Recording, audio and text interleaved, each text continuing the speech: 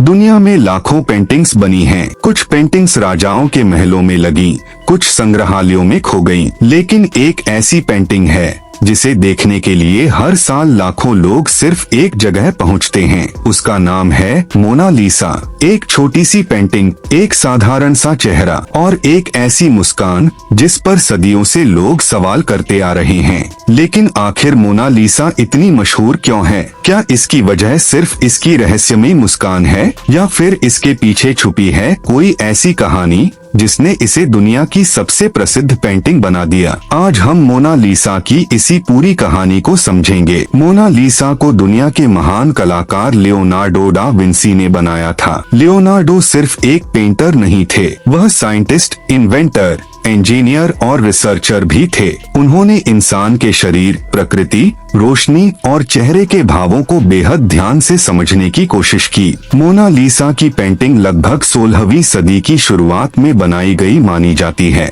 इसमें एक महिला को बैठा हुआ दिखाया गया है। लेकिन सबसे बड़ा सवाल है, यह महिला आखिर थी कौन? इतिहासकारों का सबसे प्रचलित मत है कि वह लीसा घेरार्दिनी थी, जो फ्लोरेंस के एक व्यापारी फ्रांसेस्को दे जियोकोंडो की पत्नी थी। इसी वजह से इस पेंटिंग को इटालियन में ला जियोकोंडा भी कहा जाता है। अब आते हैं मोनालिसा की सबसे प्रसिद्ध चीज पर, उसकी मुस्कान। जब आप मोनालिसा को देखते हैं तो कभी लगता है कि वह मुस्कुरा रही है, लेकिन कुछ सेकंड बाद वही मुस्कान आपको अलग दिखाई देने लगती है। ऐसा क्यों? इसका एक कारण लियोनार्डो डा विंसी की पेंटिंग टेक्निक मानी जाती है। उन्होंने स्फ्यूमेटो नाम की तकनीक का इस्तेमाल किया। इसमें रंगों और किनारों को इतनी धीरे धीरे ब्लेंड किया जाता है कि कोई स्पष्ट लाइन दिखाई नहीं देती। खासकर मोनालिसा के चेहरे के आसपास यह तकनीक बहुत प्रभावशाली है। इसी वजह से जब हमारी नजर सीधे उसके मुंह पर होती है तो मुस्कान कुछ अलग महसूस हो सकती है, और जब हम उसके चेहरे के दूसरे हिस्सों को देखते हैं तो वही एक्सप्रेशन बदलता हुआ महसूस हो सकता है। यही एम्बिग्यूटी मोनालिसा को दूसरी कई पोर्ट्रेट्स से अलग बनाती है। मोनालिसा के बारे में एक और मशहूर बात है, ऐसा लगता है जैसे उसकी आंखें आपको देख रही हों। आप पेंटिंग के सामने बाईं तरफ खड़े हों या दाईं तरफ, आपको महसूस हो सकता है कि उसकी नजर आपकी तरफ ही है। असल में यह कोई जादू नहीं है, यह पोर्ट्रेट की पोजीशनिंग और दो पेंटिंग की विजुअल इफेक्ट से जुड़ा हुआ है। लियोनार्डो ने चेहरे और आंखों को इस तरह चित्रित किया कि देखने वाले को एक मजबूत सेंस ऑफ आई कांटेक्ट महसूस होता है। यानी मोनालिसा सिर्फ आपको दिखाई नहीं देती, बल्कि ऐसा महसूस होता है जैसे वह भी आपको देख रही हो। अगर आप मोनालिसा को ध्यान से देखें तो उसके पीछे एक अजीब सा लैंडस्केप दिखाई देता है। पहाड़, रास्ते, पानी और दूर तक फैला हुआ प्राकृतिक दृश्य। लेकिन यह लैंडस्केप किसी एक वास्तविक जगह की सीधी तस्वीर जैसा नहीं लगता। लियोनार्डो ने प्रकृति को बहुत ध्यान से ऑब्जर्व किया था। उनकी पेंटिंग्स में लैंडस्केप सिर्फ बैकग्राउंड नहीं होता था, वह पेंटिंग के मूड और एटमॉस्फेयर का हिस्सा बन जाता था।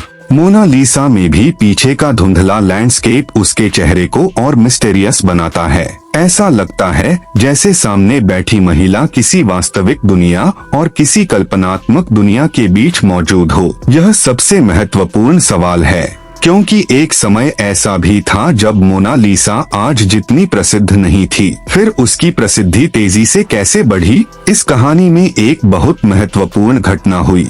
1911 में मोनालिसा चोरी हो गई। यह घटना पेरिस के लूवरे म्यूजियम से हुई। पेंटिंग के गायब होने के बाद पूरे यूरोप में इसकी चर्चा होने लगी, अखबारों में खबरें छपने लगी। लोग मोनालिसा के बारे में पहले से कहीं ज्यादा जानने लगे। करीब 2 साल बाद पेंटिंग वापस मिल गई। इस चोरी ने मोनालिसा को सिर्फ एक फेमस पेंटिंग नहीं रहने दिया, बल्कि उसे एक ग्लोबल सेलिब्रिटी बना दिया। आज हम इसे पब्लिसिटी या मीडिया अटेंशन कह सकते हैं, लेकिन उस समय एक पेंटिंग का इस तरह पूरे यूरोप की खबर बन जाना असाधारण था। एक आम सवाल है, मोनालिसा की कीमत कितनी है? असल में इसका कोई सामान्य बाजार मूल्य तय नहीं है, क्योंकि यह निजी बिक्री के लिए उपलब्ध नहीं है। यह लूवरे म्यूजियम के संग्रह का हिस्सा है।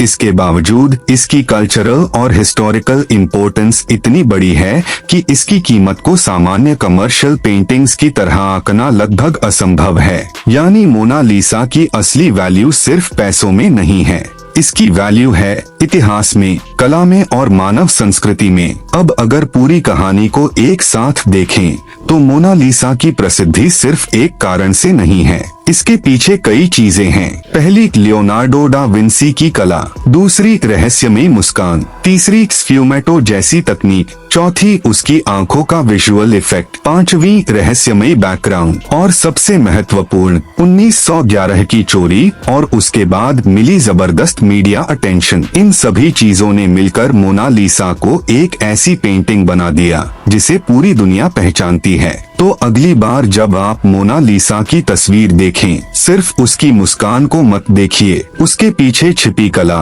तकनीक, इतिहास और रहस्य को समझने की कोशिश कीजिए। क्योंकि मोनालिसा की सबसे बड़ी खासियत शायद यह नहीं है कि वह क्या दिखाती है, बल्कि यह है कि उसे देखने वाला हर इंसान उसके बारे में कुछ अलग महसूस कर सकता है। और शायद यही वजह है कि 500 साल से ज्यादा समय बाद भी मोनालिसा लोगों को अपनी तरफ खींच रही है। अगर आपको इतिहास और रहस्यमय घटनाओं पर ऐसी डॉक्यूमेंट्री पसंद है तो वीडियो को लाइक करें और चैनल को सब्सक्राइब करना न भूलें।